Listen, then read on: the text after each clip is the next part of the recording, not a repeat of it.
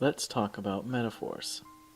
A metaphor is a figure of speech in which a term, phrase, or symbol is applied to something to which it is not literally applicable in order to suggest a resemblance. Metaphors are similar to similes in describing a relationship between two different things. However, a simile is more specific, like, he is as brave as a lion, whereas a metaphor is more ambiguous, he is a lion. You can draw your own meaning from a metaphor, whereas a simile is very specific. A metaphor designates something A as something B, something in the quality, not itself. In other words, the connotations or symbols related to B are adopted and applied to A. The qualities and or symbols that apply to B are attracted and stick to A.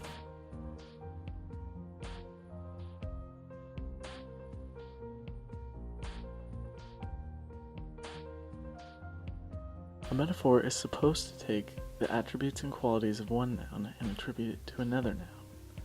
However, if a metaphor is taken out of context, that is, if it is taken literally, it no longer functions as it is supposed to.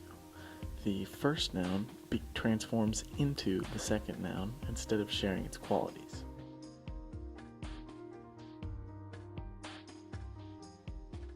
A metaphor is actually a careful balance between fantasy and reality.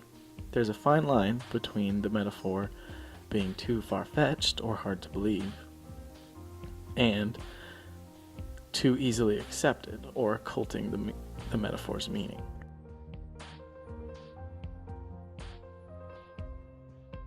These definitions of a metaphor are a little ambiguous and vague, so I will attempt to simplify them.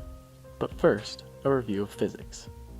There are two main types of energy that dictate motion in classical physics: kinetic energy, or energy a body has because it is in motion, and potential energy, or energy that is stored.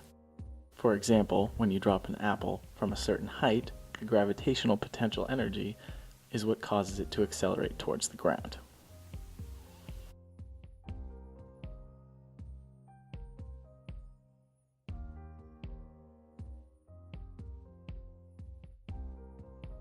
Let's say our purple ball wants to make it to the top of a small hill. A mix between both kinetic energy and potential energy will determine if it will reach the top of that hill and stay there.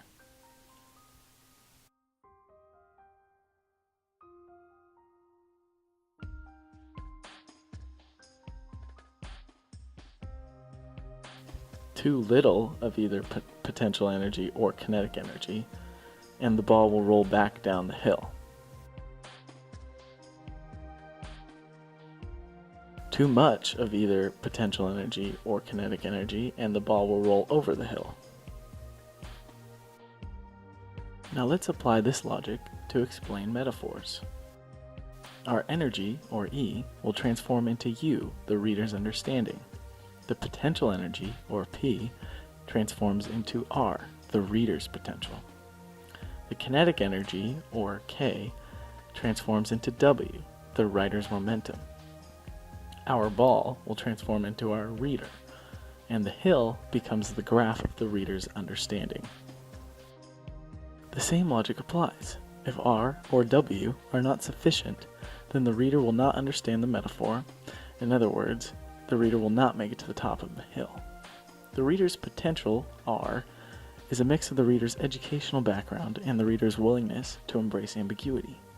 If the reader has little literature training, or has trouble discerning the literal from the figurative, our reader will not understand the metaphor and will roll back down the hill. Similarly, if R or W are too high, then the reader will accept the metaphor as literal and will overshoot our hill. The writer's momentum, W, is the author's setup and presentation of the metaphor. If the writer is too ambitious in their setting the stage for the metaphor, meaning they go too in-depth or are too specific, then our reader will overshoot the hill and not understand the metaphor. However, Just as before, if R and W are in just the right proportions, the reader will rest atop the hill and perfectly understand the metaphor.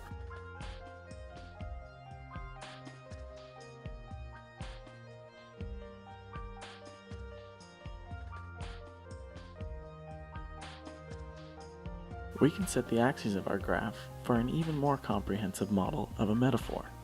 Our x-axis is literalness. On the far left, we have the reader not accepting the metaphor at all. It's too far-fetched. Where on the far right, we have the reader accepting it as completely true or literal.